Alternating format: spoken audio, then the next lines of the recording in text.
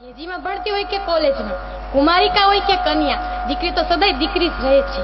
મા બાપ માટે બાળપણમાં બિંદાસ દીકરી ભલે બાપ સામું બોલતી હોય, પીરા હારે બાથો બાથ આવતી હોય, શેરીમાં છીપરા ઉડાડતી હોય, પરંતુ જ્યારે તે યુવાન થાય છે ત્યારે જ ગંભીરતા ધારણ કરી લે છે.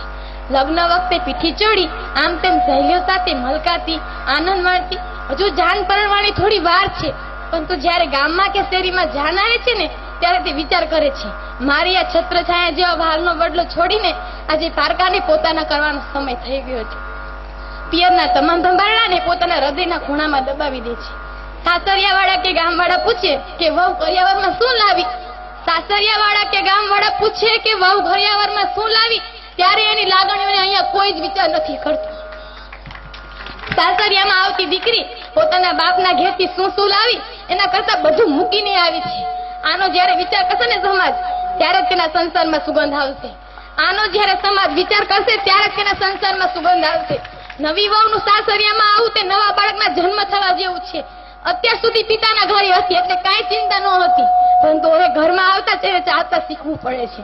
જો સાસુ સસરા કે પરિવારના સભ્યો આવો વિચાર કરે તો દીકરીના જન્મ થયા બાદ પિતાને ત્રીજી અશ્રુભીની આંખ મળે છે, જેના હૃદયમાં હંમેશા છુપાયેલી રહે છે. પ્રકૃતિએ પુરુષને રડવા માટે આ ત્રીજી ગોપની આંખ આપી છે, જેના હૃદયમાં હંમેશા છુપાયેલી રહે છે. અને દીકરીની વિદાય વખતે સાંભળજો તમે બધાય, દીકરીની વિદાય વખતે ચોધારા સુડે રડતો બાપ કેવો રૂડો લાગે છે. દીકરીની વિદાય વખતે આ ત્રીજી અશ્રુભીની આંખ જ્યારે ચોધારા સુડે રડે છે ને ત્યારે દીકરીની વિદાય આપતો બાપ કેવો રૂડો લાગે છે. ઘરમાં જુઓ તો સંતાનો માટે પિતાનો ચહેરો એક આદર્શ, એક વિશ્વાસ, એક આદર્શ બની જાય છે. જ્યારે પિતાની ચહેરાની રેખાઓ દીકરી માટે લક્ષ્મણ રેખાઓ બની જાય છે. પિતાનો ચહેરો ઓળખવામાં દીકરી જેટલી બીજી કોઈ વ્યક્તિ હોશિયાર નથી. પિતાનો ચહેરો ઓળખવામાં દીકરી જેટલી બીજી કોઈ વ્યક્તિ હોશિયાર નથી. દીકરી માટે પિતાનો બોલ, શબ્દો એટલે વેદ અને પુરાણ કે બાઇબલના વાક્ય બની જાય છે. પિતા શું બોલ્યા એ સમજવા પહેલા દીકરીના હોઠમાંથી શબ્દો સરી પડે છે. હા પપ્પા, એ આવી પપ્પા, આનું નામ દીકરી. જેને દીકરી હોય તે પિતાનો હૃદયનો એક ધબકારો છે પોતાના જીવવા માટે, જ્યારે બીજો ધબકારો દીકરીના કાયમી સુખ માટે છે. કેટલીક વાર દીકરીથી નાનકડી ભૂલ ચૂક થઈ જાય તો દીકરી કહે છે, મમ્મી તું પપ્પાને ન કહેતી. આમ પપ્પાના હૃદય સિંહાસન પર પ્રેમનો અભિષેક ઝીલવા એક દીકરી હંમેશા તત્પર રહે છે, ક્યારેય પિતાની નજરે નીચે બતાવ નથી જાતી. સાસરિયામાંથી અવારનવાર આવતી દીકરી કઈ લેવા નથી આવતી, પરંતુ પિતાની ખબર લેવા આવે છે, પિતાની શારીરિક આર્થિક સ્થિતિ જોવા આવે છે. કઈ વાંધો તો નથી ને? આમ અવારનવાર આવી ઘરના સભ્યોને સૂચના પણ દેતી જાય છે, મમ્મી તું પપ્પાને આદુવાળી ચા આપજે, એમને કફ રહે છે, માટે ભાભી તમે પપ્પાને ગરમ પાણી કરી આપજો. પહેલા તું મમ્મીનું ધ્યાન રાખજે, હું તો અહીંયા નથી પણ તારા વિશ્વાસે જાઉં છું. આમ દિવસના 1000 કામ વચ્ચે પણ દીકરી પોતાના પિયરનો અને પરિવારનો ખ્યાલ રાખે છે.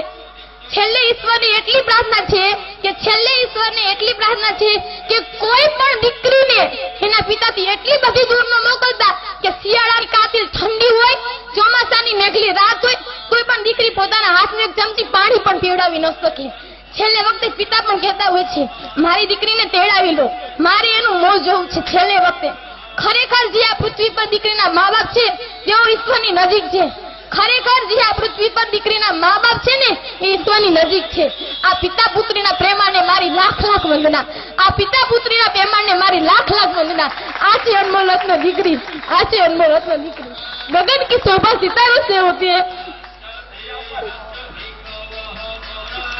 गगन की शोभा सितारों से होती है, नदी की शोभा किनारों से होती है, पुष्प की शोभा सुवासों से होती है, जीवन की शोभा अच्छे कार्यों से होती है. દીકરી તુલસીનો ક્યારો છે, નથી કે સાપનો ભાર. મારે એટલી વિનંતી છે કે દીકરી તમે તમારા પ્રત્યે માન આપો. દીકરી હોય તો 2 કુળને તારશે, જ્યારે દીકરો હોય તો 1 કુળને તારશે. અસ્ત જય.